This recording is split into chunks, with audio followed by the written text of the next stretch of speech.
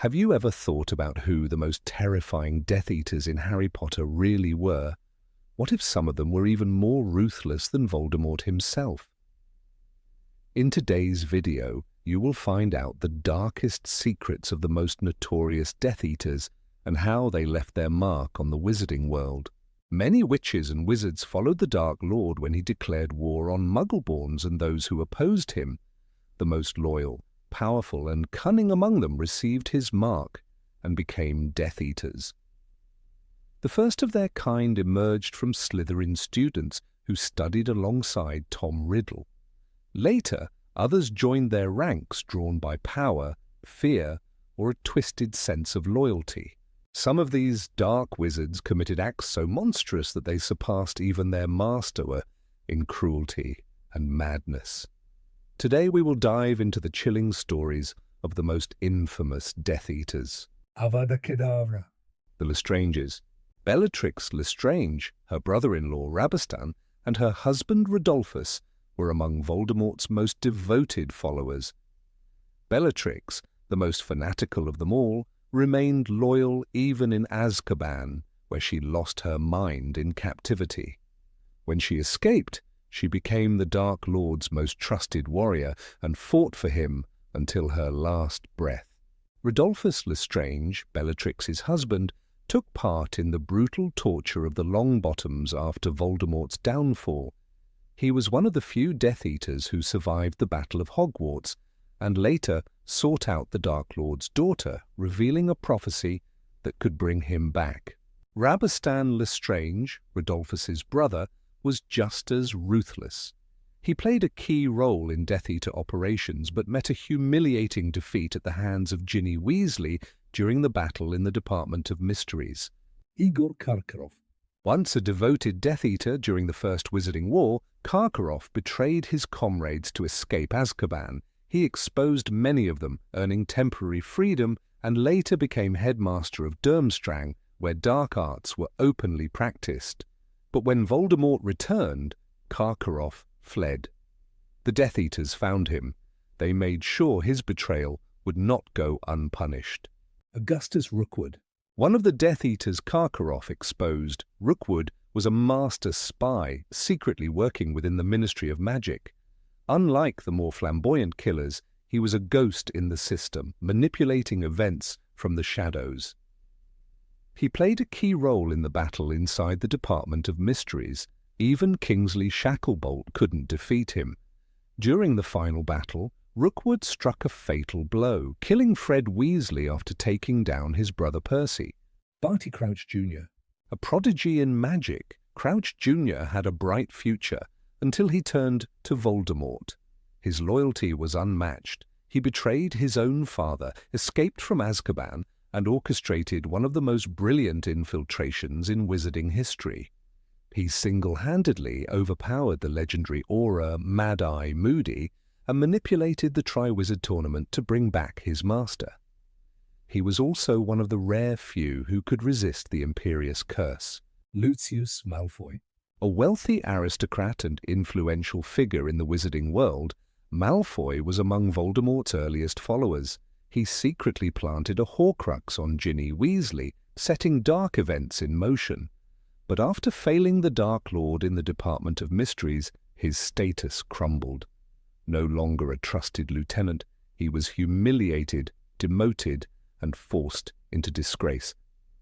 In the end, he abandoned the Death Eaters, realizing there was no future for his family in their ranks. Antonin Dolohov. One of the deadliest Death Eaters, Dolohov was Voldemort's personal executioner. A master of combat magic, he blended raw power with brutal efficiency. Even Bellatrix and Snape struggled to match his skill in battle. Ruthless, relentless, and feared by even his allies, Dolohov was a weapon Voldemort wielded when he wanted destruction without mercy. Corbin Yaxley. A pure-blood wizard from an ancient line, Yaxley was a key figure in Voldemort's takeover of the Ministry. He manipulated events to install Pius Thickness as Minister for Magic, securing Death Eater control over the wizarding government. A master of dark politics, he shaped laws that stripped Muggle-borns of their rights and fueled the reign of terror. Severus Snape. Straight out of Hogwarts, Snape swore allegiance to Voldemort. Perhaps at first he truly believed in his master's cause. As a student, he had been lonely, ridiculed, yet brilliant. The Dark Lord saw his potential, but Snape made one fatal mistake. He told Voldemort about a prophecy that led to the murder of Lily Potter, the woman he loved.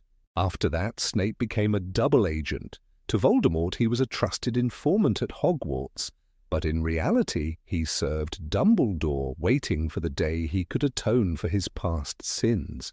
These were the most notorious Death Eaters, each playing their part in the Dark Lord's reign.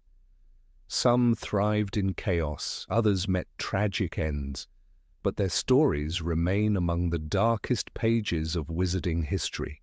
The Dark Lord fell, but his shadow lingers. Fear still grips the wizarding world even years after Voldemort's defeat. The Ministry claimed victory, but did it truly win? Darkness does not die. It hides. It waits. Draco Malfoy once walked in his father's footsteps. A boy raised on pure blood supremacy, he bore the mark and served Voldemort's will, at least in name. But when the war ended, Draco abandoned his past, or so it seemed. Lucius Malfoy avoided Azkaban, his influence still reaching the highest ranks of the wizarding elite. Did Draco ever truly escape his family's legacy? Or does his silence protect something darker? Astoria Malfoy fought against the old ways. She raised Scorpius to be different, to reject the beliefs that chained the Malfoys for centuries. Yet whispers followed him at Hogwarts. The Dark Lord's son. A cruel rumor, perhaps, but who started it? Who wanted to remind the world that Voldemort's bloodline was not entirely lost? The Ministry purged Death Eater sympathizers. But power does not vanish, it shifts. Corbin Yaxley once controlled the entire magical government under Voldemort's reign.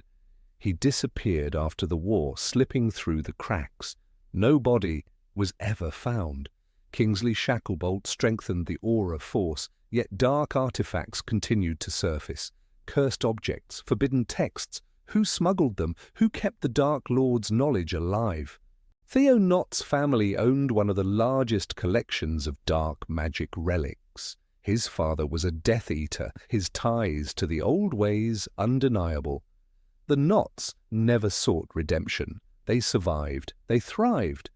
Draco distanced himself from them, but whispers suggested the Knotts still trafficked cursed objects. The black market did not vanish after Voldemort. It simply found new hands to feed it. Pius Thickness once served the Dark Lord as a puppet minister. Under the Imperious Curse, he signed orders that sent Muggle-borns to their deaths. But what of those who willingly obeyed, who agreed with the new order? The Ministry was rebuilt, but minds do not change overnight. A generation raised under Voldemort's rule did not disappear. They grew up. They took positions of power. Grigorovich's wand shop burned down, his knowledge lost or stolen. Wand lore is a powerful craft. In the wrong hands, it could shape the rise of a new dark force. And Ollivander? He knew too much. The Death Eaters once used him, pried secrets from his mind. Did they take everything? Or did some knowledge slip through the cracks, waiting for someone to find it? Delphine was proof that Voldemort's legacy did not end. A child born from darkness, hidden from the world, raised in secrecy. She believed in his cause. She wanted to bring him back, but she was just one girl. If she survived, she would not be alone for long. Others like her existed, followers who still whispered his name, who still believed in his vision. The wizarding world wanted to move on. It rebuilt Hogwarts, honored the fallen, tried to erase the terror, but history does not erase so easily. The ruins of Malfoy Manor held secrets. The Forbidden Forest still carried echoes of dark magic. The Death Eaters may be gone, but their mark remains. On families, on laws, on hidden corners of the world where the light still fears to go. Voldemort's dream did not die. It fractured. It scattered into 100 little pieces, hiding in the cracks of the magical world, waiting